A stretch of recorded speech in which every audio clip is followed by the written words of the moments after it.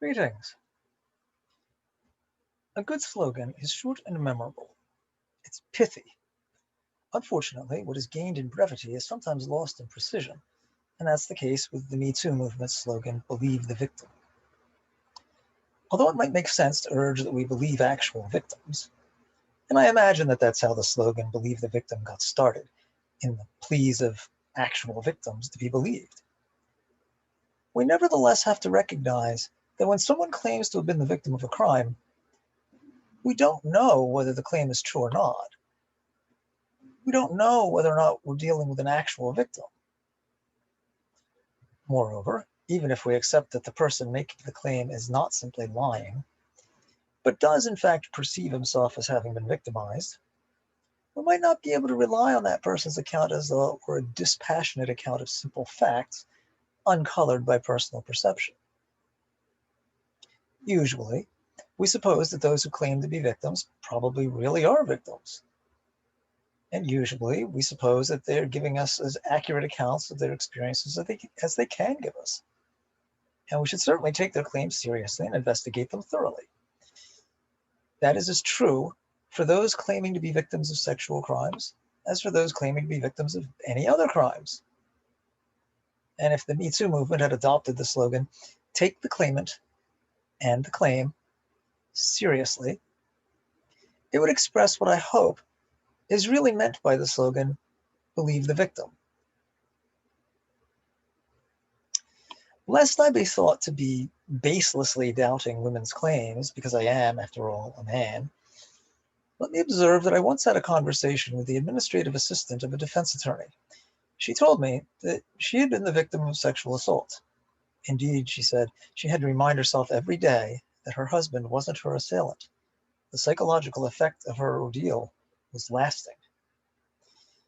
And she told me that when she started working for the defense attorney, she was automatically on the woman's side anytime a case of a sexual crime arose. However, she said that after a few years working for the defense attorney, she had done a 180. At the time of our conversation, her sympathy was always automatically with the man, not the woman, in such a case. Because, she said, she had seen how women lied or distorted the facts to make men look bad. I do not relate this story in order to make anyone think that women's claims of sexual crimes ought not to be taken seriously, or that they aren't often true. Quite the opposite. I think they should be taken very seriously, just as seriously as one might take a claim to have been the victim of robbery or of fraud or of any other crime.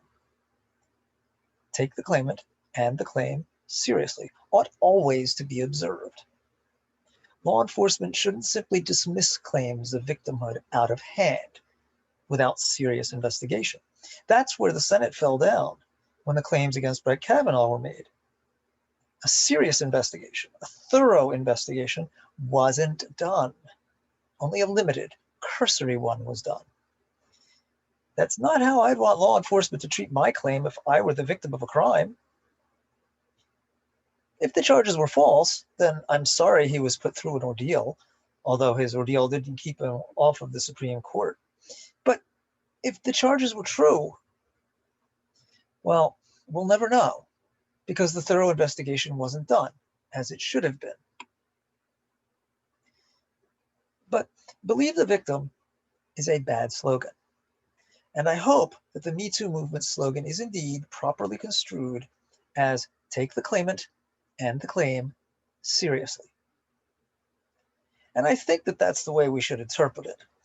There is such a thing as interpreting what someone says charitably, not giving it the worst interpretation possible, but giving it an interpretation that it would make sense for the other person to have intended. In political commentary, it seems the opposite is often done, deliberately looking for bad ways of interpreting what political adversaries say and then deliberately claiming that that's what they must have meant. And it saddens me to have to say that that isn't restricted to the American right. But there is a place for charitable interpretation, and I think we should interpret the slogan, "Believe the victim," charitably. I think we should take it as intended to mean take the claimant and the claim seriously. That's what anyone claiming to be the victim of a crime wants, after all, to be to be taken seriously and to have the claim made, taken, and investigated seriously.